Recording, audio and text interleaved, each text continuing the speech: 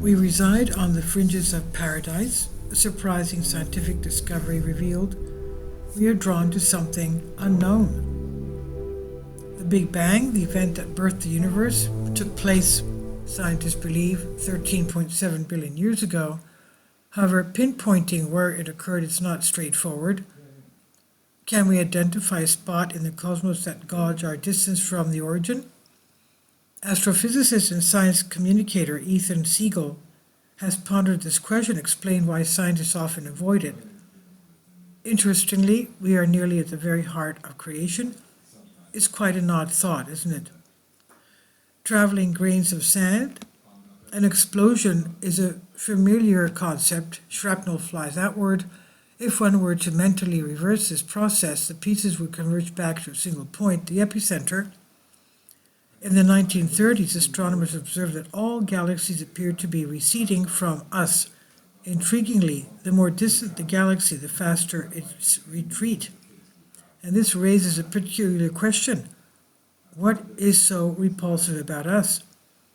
However, if you adopt the perspective of any shrapnel piece, you perceive yourself as stationary, the center of the universe and the coordinate origin, and from this vantage point, all other pieces seem to be moving away from you, and indeed, as astronomers have noted, the more distant the piece, the quicker its departure. This observation provides the answer. It appears as though we are at the epicenter, with everything fleeing from us, yet each fragment perceives the same phenomenon. Drawn to the unknown. Upon closer examination, it becomes apparent that galaxies are receding from us slightly faster in one direction and slower in the other.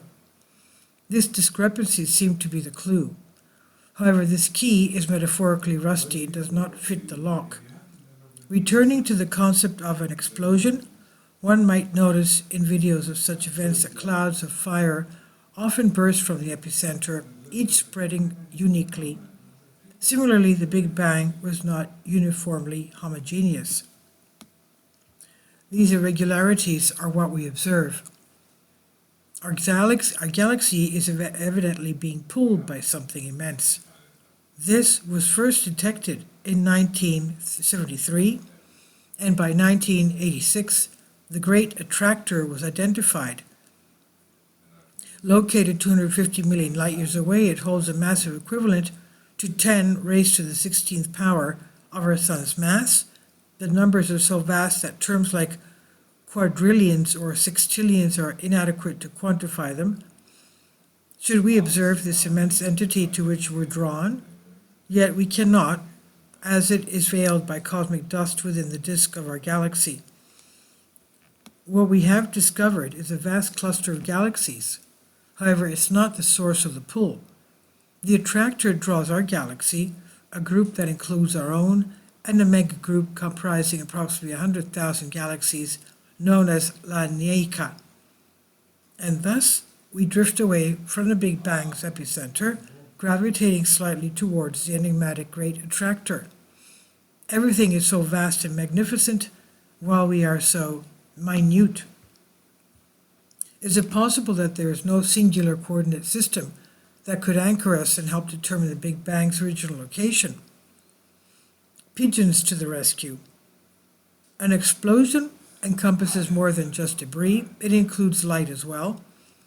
In 1948, astronomer George Gamow observed that the Big Bang's light had not disappeared but had merely weakened over time. Gamow's findings initially received little attention, and it was only later that other theorists arrived at similar conclusions, and some observers noticed anomalies without realizing their significance. In 1965, Arno Pesius and Robert Wilson were adjusting a malfunctioning radio telescope that persistently emitted a hissing sound. Initially, they blamed pigeons that had soiled the antenna. Yet after a thorough cleaning, the noise persisted. Eventually, it was discovered that this noise was the light from the Big Bang. Over billions of years, it had diminished, and in accordance with quantum mechanics, had lost energy, transitioning into the radio wave spectrum, where even today can be detected by hobbyists. Initially, the uniform hissing noise was maddening, but after satellites were launched and measurements taken, it was confirmed that we are indeed moving from the primordial light of the Aquarius constellation towards that of Leo. Interestingly, both constellations are zodiacal, meaning our trajectory aligns for some reason with Earth's orbital plane.